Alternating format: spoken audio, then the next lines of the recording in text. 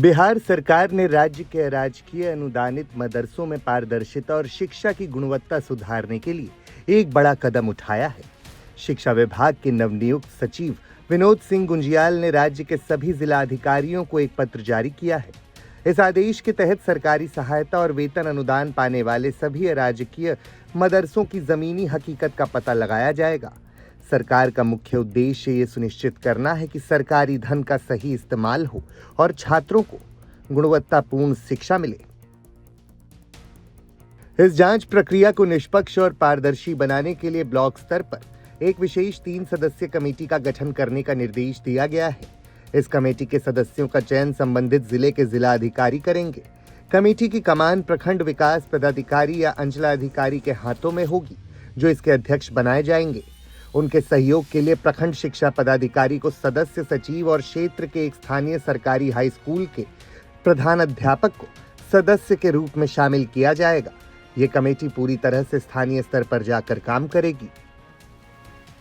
जांच कमेटी सिर्फ कागजी कार्रवाई नहीं करेगी, बल्कि उसे सीधे मदरसों के परिसर में जाकर स्थलीय निरीक्षण करना होगा। जांच के दौरान मदरसे की बुनियादी सुविधाएं, शिक्षकों की उपस्थिति और छात्रों के वास्तविक नामांकन का भौतिक सत्यापन किया जाएगा। आदेश में ये साफ तौर पर कहा गया है कि पारदर्शिता बनाए रखने के लिए निरीक्षण के दौरान मदरसे के परिसर और गतिविधियों की लाइव तस्वीरें भी ली जाएंगी। खास बात यह है कि ये तस्वीरें जांच रिपोर्ट का एक मुख्य हिस्सा होंगी। इस आदेश पर बीजेपी नेता कुंतल कृष्ण का क्या कहना है, सुनिए। बिहार सरकार ने मदरसों की जांच के आदेश दिए हैं। हर प्रखंड में एक 3 लोगों की समिति मदरसों का जांच करेगी और रिपोर्ट देगी। शासन प्रशासन सिर्फ इतना जानना चाहता है कि इन मदरसों में एक्चुअली हो क्या रहा है, वहां की व्यवस्थाएं क्या हैं, किन चीजों को पढ़ाया लिखाया जा रहा है, किन किन चीजों की जरूरियात है। बिहार की सरकार, एनडीए की सरकार, माननीय सम्राट चौधरी जी के नेतृत्व वाली सरकार चाहती है कि हर तबके के नौनिहालों को मॉडर्न एजुकेशन मिले, उनका भविष्य उज्जवल हो, राष्ट्रभक्ति उनके अंदर कूट कूट के भरी जाए। इसीलिए इन व्यवस्थाओं को जानना जरूरी है।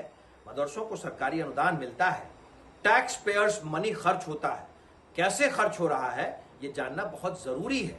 इसीलिए जांच बड़ी आवश्यक है। शिक्षा विभाग ने इस पूरी प्रक्रिया के लिए समय सीमा तय कर दी है। प्रखंड स्तर की इस 3 सदस्यीय कमेटी को अपना निरीक्षण पूरा करके अगले 10 दिनों के भीतर अपनी जांच रिपोर्ट तैयार करनी होगी। ये रिपोर्ट साक्ष्यों और तस्वीरों के साथ सीधे जिले के जिला अधिकारी को भेजी जाएगी, जिसके बाद इसे शिक्षा विभाग के मुख्यालय को अग्रसरित किया जाएगा। इस आदेश के बाद से राज्य के शिक्षा महकमे और मदरसा संचालकों के बीच हड़कंप मच गया है। विभाग का मानना है कि इस कदम से फर्जीवाड़े पर लगाम लगेगी।